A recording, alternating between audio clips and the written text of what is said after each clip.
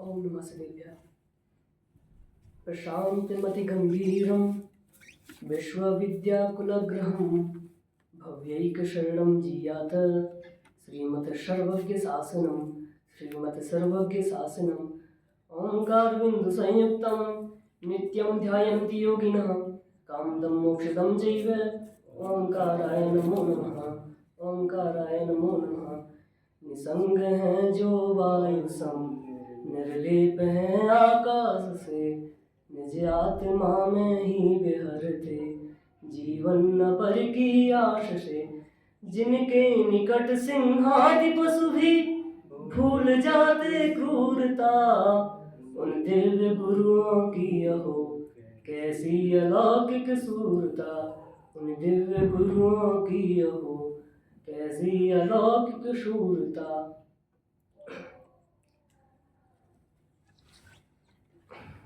विद्यार्थियों, भगवती आराधना आपने नाम सुना है? वो एक महान ग्रंथ है जो बेसिकली मनन और समाधि के ऊपर फोकस करके लिखते हैं। उसमें एक श्लोक आता है, गाथा आती है, कंठ गदे ही विपाड़े ही साहुड़ा आगमोह का तब्बो। इसका मतलब कंठ में प्राण आ जाए, मरने की नौबत आ जाए, लेकिन एक साधु पुरुष को, एक सच्चे अनुयायी को, अच्छे व्यक्ति को ये चाहिए कि वह मरण के समय भी आगमोह का दब्बो, जिनवाणी का स्वाध्याय चिंतन मनन करता है। आपने एक गाथा सुनी होगी, डोरा सहित सुई नहीं खोती, गिरे चाहे वन भवन, संसार सागर पार हो, जिन सूत्र से ज्ञायक श्रमण। जैसे एक सुई में धागा बांध दो, अब उस सुई को कहीं भी फेंक दो, धागा यदि हाथ में है तो क्या वो सुई खो गई है? नहीं खोई है। उसको खींचते जाओगे और वो सुई पास में आती जाएगी।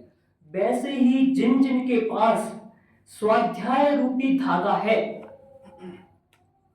क्या है? स्वाध्याय रूपी धागा है, उनका संसार में भटकना अधिक काल तक नहीं है। जीव कितने प्रकार के? दो प्रकार के, भव्य और अभव्य। भव्य किसे कहते? जो मोक्ष जाने की, सम्यक दर्शन ज्ञान चारित्र करने की योग्यता रखते हो। और अभव्य किसको कहते? जो सम्यक दर्शन ज्ञान चारित्र की योग्यता ही नहीं रखते, वो अभव्य। अब हमें कैसे पता चले कि हम भव्य हैं कि अभव्य हैं? एक बड़ा क्वेश्चन है ना। अभी सोचो, अभव्य मोक्ष ही नहीं जाएंगे अब कभी, है ना? और मोक्ष जाना हम चाहते हैं। मोक्ष जाना कौन कौन चाहता है? मैं सब चाहते हैं, है ना? मोक्ष जाना चाहते हैं। तो निश्चित करो कि भव्य हो कि अभव्य हो। कैसे करें निश्चित? पता तो है नहीं, झाप तो सकते नहीं ऐसे। तो क्या करो? तत्प्रति प्रीति चित्तेन एन बातोपि ही श्रुता, सा निश्चितम भवेत भव्यम भावी निर्वाण भाजनम। जो तत्व की बात को, जिनवाणी की बात को, आत्मा की बात को बहुत प्रसन्न मन से सुनता है, सा भवेत भव्यम, वह भव्य है, भावी निर्वाण भाजनम, और शीघ्र की शीघ्र मोक्ष जाएगा। इसमें किसी भी प्रकार की कोई शंका की वहां पर उपस्थिति नहीं है। लेकिन कैसे सुनता हो? प्रसन्न मन से जिनवाणी की बात को सुनता हो। मैं आपसे जिस बिंदु पर चर्चा करना चाहता हूं, यद्यपि बहुत बड़ा बिंदु है और जीवन पर्यंत समझने लायक है, मैं आपसे बात करना चाहता हूं। ये जिनवाणी हमारे सामने उपस्थित है, समय सार जी हमारे सामने उपस्थित है, लेकिन हमारी जिनवाणी हमारे बीच में आई कैसे? क्या रहा है जिनवाणी का इतिहास? मैं इस बिंदु पर बात करना चाहता हूं। देखो, इस युग में सर्वप्रथम तत्व का प्रतिपादन किसने किया? तीर्थंकर ऋषभदेव जी ने, है ना? और वो कैसे थे? वीतरागी, सर्वज्ञ और हितोपदेशी। हितोपदेशी पना था, वीतरागी थे और सर्वज्ञ थे। उन्होंने धर्म का उपदेश दिया। वह धर्म का उपदेश बिना धारा टूटे अविच्छिन्न रूप से 9वें पुष्पदंत भगवान तक लगातार चलता रहा। फिर 9वें पुष्पदंत भगवान से शांतिनाथ भगवान तक धर्म विच्युति हुई। क्या हुई? धर्म विच्युति। धर्म विच्युति का मतलब क्या? कुछ ऐसा पीरियड आता था जिसमें गुरुओं का अभाव होना, या कहो जिनवारी का अभाव होना, तत्व का प्रचार प्रसार होना एक प्रकार से ठप हो जाता था। होता था तो बहुत गौण रूप से होता था, है ना। तो ऐसा 7 बार धर्म विच्युति आई। 7 बार का अपना अपना टाइम पीरियड भी है कि कितने कितने समय के लिए वो आई, है ना। उसको विशेष आगे कभी जानेंगे, है ना। ये धर्म विच्युति कहां से शुरू हुई? पुष्पदंत भगवान के बाद से, और कहां तक हुई? शीतलनाथ भगवान के काल तक। हम शांतिनाथ भगवान के काल तक। हम जो बोलते हैं ना, यह शांति धारा हो अखंड चिरकाल तक बहती रहे, ये इसीलिए बोलते हैं कि जो धारा शांतिनाथ भगवान के समय जो धर्म विच्युति हो रही थी, जो शांतिनाथ भगवान के समय खत्म हुई, अब वो धारा कभी टूटे ना, इसलिए हम वो शांति धारा, वो शांति पाठ के वो श्लोक को लाए हैं, वो इसको बताती हैं। इतना क्लियर हुआ? शांतिनाथ भगवान तक वो धारा 7 बार टूटी, फिर उसके बाद वो लगातार चलती रही, ठीक है ना। उसके बाद अंतिम तीर्थ प्रवर्तक थे महावीर स्वामी। महावीर स्वामी का जीवन पता है? 30-12-30 30 वर्ष की उम्र में उन्होंने मुनिपद धारण किया, 42 वर्ष की उम्र में केवल ज्ञान हुआ, और फिर अंतिम 30 वर्ष तक उन्होंने तत्वोपदेश समवसरण के माध्यम से किया, ठीक है ना। उसके बाद भगवान महावीर स्वामी का भी जब विरह हो गया, तो कुछ 600 सालों के इतिहास में, लगभग 600 सालों के इतिहास में अंगों के ज्ञानधारी, पूर्वों के ज्ञानधारी, ये सब हुए। जैसे आगे के 62 काल में 3 अनुबद्ध केवली हुए। अनुबद्ध केवली जानते हो? नहीं? देखो, जानते हो क्या? नहीं जानते? अच्छा, आपने वो एक भक्ति सुनी है, जम्बू स्वामी गौतम गिरधर हुए सुधर्मा। गौतम स्वामी, एक ऐसा ही कुछ भक्ति आती है, आप उसको एक करेक्ट करना। 3 अनुबद्ध केवली हुए, गौतम स्वामी, सुधर्माचार्य और जम्बू स्वामी। अनुबद्ध केवली का मतलब क्या? एक लिंक बनी थी दोनों के बीच में। गौतम स्वामी को मोक्ष होता तो उनके बाद वालों को निर्माण हो जाता, इनको बाद वालों का जब निर्माण होता तो उनके बाद केवल ज्ञान हो जाता। ऐसा एक लिंक बना हुआ था, है ना। उसके बाद के कुछ सालों में, लगभग 100 सालों में, ऐसे 5 आचार्य हुए जिनको 12 अंगों का ज्ञान था, पूरा द्वादशांग का ज्ञान। उसके बाद लगभग 183 सालों में ऐसे 11 आचार्य हुए जिनको 11 अंग 10 पूर्व का ज्ञान था। ये सभी आपको पढ़ना हो, नाम जानना हो, तो 2 काम कर सकते हो। एक तो इंद्र नंदी महाराज का श्रुतावतार ग्रंथ है एक।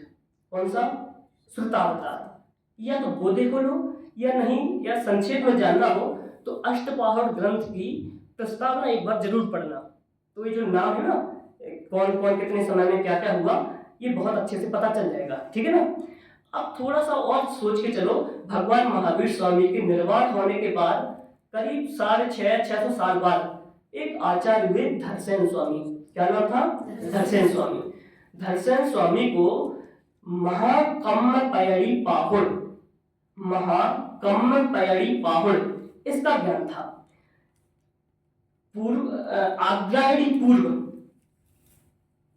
आग्रायणी पूर्व का चौथा महावास्तु अधिकार है मेरे ख्याल से, एक बार करेक्ट करेंगे इसको। उसका नाम है महाकम्म पैड़ी पाहुड़, उसका ज्ञान था। अब धरसेन स्वामी ने उस समय वो गिरनार में चंद्रगिरी एक गुफा है, वहां पे वो अपना चातुर्मास और पूरा काल व्यतीत कर रहे थे। उन्होंने देखा कि धीरे धीरे व्यक्ति की, हम सभी की जो आयु है वो भी कम होती जा रही है, शारीरिक क्षमता वो भी कम होती जा रही है, और बुद्धि का स्तर भी कम होते जा रहा है। जो चीज पहले सुनने से याद हो जाती थी, अब कई बार दोहराने से भी याद नहीं हो रही। और ऐसे ऐसे तो जो हमारा ज्ञान पहले द्वादशांग का ज्ञान था, अब एक छोटा सा अंश बचा हुआ है, वो भी ज्ञान खत्म हो जाएगा, है ना। तो उन्होंने क्या सोचा कि अब हमें जनवाणी का लेखन कार्य शुरू करना चाहिए, ठीक है ना। उन्होंने एक पत्र लिखा, तो पत्र भेजा गिरनार से दक्षिण में, ठीक है ना, दक्षिण भारत में। दक्षिण भारत में एक नगर है महिमा नगर। कौन सा? महिमा नगर। ये बैंडाक नदी के किनारे है ना। महिमा नगर में युग प्रतिक्रमण चल रहा था। क्या चल रहा था? युग प्रतिक्रमण। युग प्रतिक्रमण समझो ऐसा कि एक गोष्ठी चल रही थी विद्वानों की, मुनिराजों की, है ना, जिसमें क्या लगभग लगभग 100 योजन के मुनिराज जितने भी थे, 100 योजन में, है ना, लगभग ये समझो कि 400-500 किलोमीटर, एग्जैक्ट तो लगभग 1200 किलोमीटर आना चाहिए व्यवहार योजन का, है ना, तो लगभग हजार किलोमीटर के जितने भी मुनि थे वो उस युग प्रतिक्रमण में आए थे, ठीक है ना। और अब जो स्थिति बदल रही थी ना कि आने वाला काल में चर्या कैसे हो, संघ कैसे चले, धर्म आराधना कैसे करें, इन सब चीजों पर बात हो रही थी। आचार्य धर्षण ने पत्र लिखा, और पत्र कहाँ भेजा था? दक्षिण भारत में महिमा नगर में, जहां पर क्या चल रहा था? युग प्रतिक्रमण, ठीक है। उस युग प्रतिक्रमण का अध्यक्षता कर रहे थे अर्हत बलि आचार्य। कौन? अर्हत बलि आचार्य। जैसे कोई भी गोष्ठी हो, कोई भी सभा हो, तो एक अध्यक्ष बनते ना, जो पूरा देखते हैं, वैसे उस युग प्रतिक्रमण का संचालन कर रहे थे अर्हत बलि आचार्य, ठीक है ना। अर्हत बलि आचार्य के पास वो पत्र आया, नमोस्तु गुरुदेव, आज के समय की स्थिति बहुत खराब होती जा रही है, लोगों का ज्ञान जो है वो कम होता जा रहा है, मुझे ऐसा लग रहा है कि कहीं पूरी तरह से लुप्त ना हो जाए, तो हमें जिनवाणी का लेखन कार्य प्रारंभ कर देना चाहिए, है ना। तो यहाँ पे एक और घटना हुई थी संघ विभाजन की, वो घटना को अभी गौर करते हैं, अभी इसी धारा पे आगे बढ़ते हैं, है ना। तो अर्हत बलि आचार्य ने जब वो पत्र सुना तो उन्होंने 2 मुनिराजों को, नरवाहन और सुबुद्धि, कौन कौन से? नरवाहन और सुबुद्धि, इन 2 मुनिराजों को भेजा। कहां पे? गिरनार पर्वत में आचार्य धर्षण के पास। क्लियर सबको, है ना, नरवाहन और सुबुद्धि। अब आचार्य धर्षण यद्यपि मुनिराज बहुत कम निद्रा लेते हैं, है ना, लेकिन भूमाई पिछली रैन में कछु स्वयं एक आसन करा। जब मुनिराज विराम कर रहे होंगे, विश्राम कर रहे होंगे, तो जब उन्होंने स्वप्न देखा, कैसा स्वप्न देखा? 2 अच्छे हट्टे कट्टे हष्ट-पुष्ट बैल इसी ओर चले आ रहे हैं, है ना, और सपने में ऐसे अच्छे शारीरिक क्षमता वाले, संगठन वाले बैलों को देखना शुभ माना जाता है। मुनिराज धर्षण निमित्त ज्ञानी थे। निमित्त ज्ञानी बोले तो कुछ कुछ चीजों, बहुत सारे 8 प्रकार होंगे निमित्त के, लेकिन कुछ कुछ चीजों से देखकर भविष्य की घटनाओं का अनुमान लगा लेते थे। जैसे कोई निमित्त ज्ञानी ऐसा होता था कि राजा युद्ध पे जा रहा हो और उसने देख लिया कि अभी बादल में काले बादल हैं, तो हो सकता है कि राजा की पराजय हो जाएगी, राजा हार जाएगा, ऐसा भी एक निमित्त ज्ञान हो सकता था, है ना। तो उन्होंने निमित्त ज्ञान से जाना कि ये जो हमें स्वप्न आया है कि 2 उन्नत बैल आ रहे हैं, इसका मतलब क्या? तो इसका मतलब उन्हें ये समझ में आया कि 2 उन्नत बैल होता है प्रतीक परिश्रम का, है ना। तो 2 परिश्रमी संत, है ना, जो जिनवाणी का लेखन कार्य कर सके, वो इस साइड निकल आए हैं। धर्षण स्वामी के जैसे उन्होंने ये जाना, उनके मुंह से निकला जयदू सुध देवता। क्या निकला? जयदू सुध देवता, श्रुत देवता जयवंत वर्ते। और धबला में आप पढ़ोगे कभी, धबला में श्रुत देवता की परिभाषा आई है। 12 अंग गिच्छा बिलिये मलमूल दंसुर तिलया विवह वर चरण भूषा असियौ सुय देवदा सुइरम, है ना। इसका मतलब है कि 12 अंगों में निबद्ध है ना, दर्शन का जिस पर मुकुट है, ऐसा श्रुत देवता है। उनके मुंह से क्या निकला था? जयदू सुध देवता, श्रुत देवता जयवंत वर्ते, ठीक है। अभी नरवाहन और सुबुद्धि धर्षण स्वामी के पास आ जाते हैं। अब लेकिन धर्षण स्वामी को अभी भी थोड़ा डाउट था, तो उन्होंने कहा, क्या सोचा, हमें अपने शिष्यों की परीक्षा करनी चाहिए, ठीक है ना। तो एक मुनिराज को उन्होंने एक मंत्र दिया, उसमें एक अक्षर कम था और एक मंत्र में एक अक्षर अधिक था, ठीक है ना। दिया और कहा कि अब जाओ इसको सिद्ध करो। मुनिराजों ने सिद्ध करने गए तो एक से लंबे दांत वाली और एक से एक आंख से अंधी कानी देवी प्रकट हुई। तो मुनिराज ने सोचा कि ऐसी देवियां तो प्रकट होनी नहीं चाहिए, तो कुछ ना कुछ इस मंत्र में थोड़ा बहुत ऊपर नीचे हो चुका है। तो मुनिराज ने, अच्छे विलक्षण बुद्धि के धनी थे, उन्होंने उसको सही किया और व्यवस्थित कर दिया, तो बहुत सर्वांग सुंदर देवी प्रकट हुई। तो यहाँ पर गुरुदेव को, धर्षण स्वामी को ये पता चल गया कि ये दोनों से बहुत योग्य हैं और जिनवानी को लेखन के लिए बहुत अच्छे से कर लेंगे ये काम, है ना। यहीं पे एक चीज और याद रखना, एक मुनिराज की भूत जाति के देवों ने, कौन सी जाति के देवों ने? भूत जाति के देवों ने पूजा की, तो उनका नाम पड़ गया भूत बलि। अब तो नाम सुना है भूत बलि। और एक मुनिराज की दांतों की पंक्ति, मतलब एक ऑर्डर में होते ना दांत, वो दांतों की पंक्ति खराब थी, तो देवों ने वो दांतों की पंक्ति ठीक करी, उनके दांत पुष्प जैसे हो गए, है ना। तो उनका नाम क्या पड़ गया? पुष्प। क्लियर? मुनिराज धरसेन स्वामी ने इन दोनों को, भूतबली स्वामी को और पुष्पदंत स्वामी को, जितना उनके पास ज्ञान था उसका ज्ञान दिया। और जब उनकी समाधि का समय आया तो अपने शिष्यों से कहा अब आप लोग यहां से चले जाओ। क्यों? क्योंकि अब आचार्य की, गुरु की समाधि देखेंगे, मन हो सकता है थोड़ा बहुत आकुल व्याकुल हो जाए, जिससे जनवारी का काम हो सकता है डिले हो जाए। तो उन्होंने कहा इस काम में डिले नहीं होना चाहिए, आप लोग चले जाओ। तो दोनों मुनिराज अंकलेश्वर आ गए। कहाँ गए? अंकलेश्वर। ठीक है, अंकलेश्वर में चातुर्मास हुआ।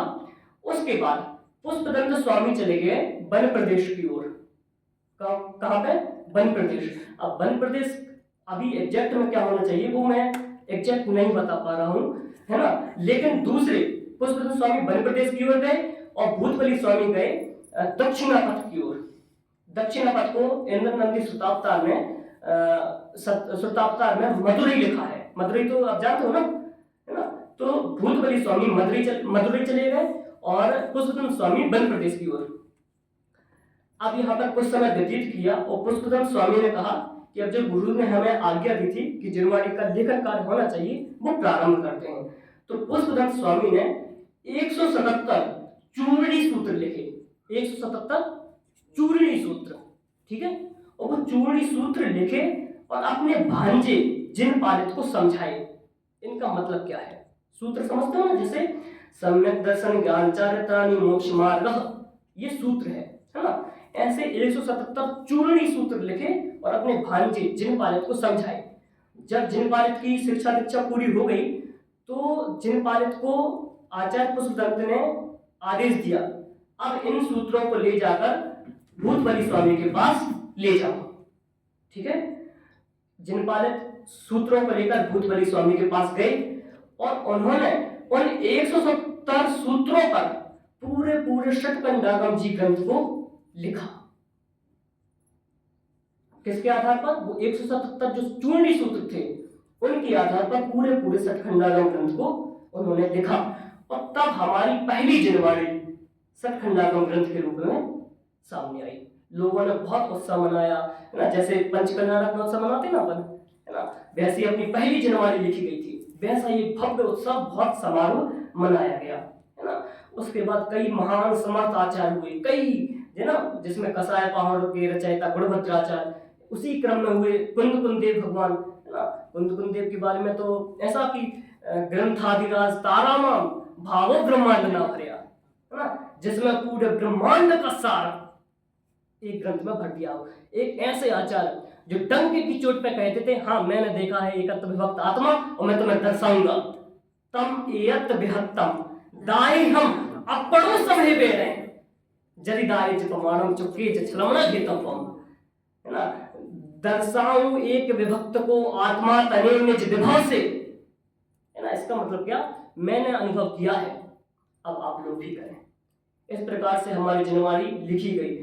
यद्यपि सुनने को समझने को ये कथा जितनी छोटी है, इसका सार और इसके ऊपर चर्चा बहुत विस्तृत और बहुत गंभीर है ना। अभी तो टाइम कम है, कभी और इस पर विमर्श करेंगे अपन, और नहीं हो तो एक बार श्रोतावतार ग्रंथ, बहुत छोटा ग्रंथ है, बड़ा ग्रंथ नहीं है, कुछ 40-50 पेज का होगा, है ना। बहुत पूरा कहानी टाइप में है ना। उसको एक बार जरूर पढ़ना चाहिए। अभी हम विराम देते हैं। आपको समझ में आया ना?